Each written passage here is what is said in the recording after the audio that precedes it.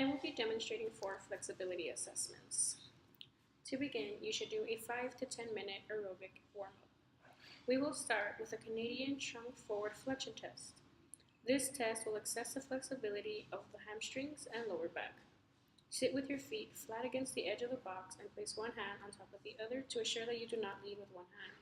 Make sure your knees are not bent. Begin to reach forward as far as possible and hold for 2 seconds. This assessment should be done twice and should be measured in centimeters.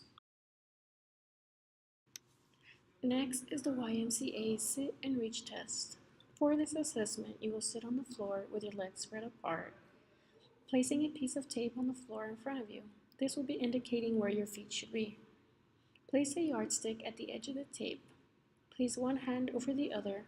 Make sure your knees are not bent and begin to reach forward as far as possible. Hold this position for 2 seconds. This test should be scored in inches. Next is the chair, sit, and reach test, which is usually used for the older population. This test will call for a 17-inch chair in height. Begin by extending one leg out in front of the other and place a ruler at the edge of your toe.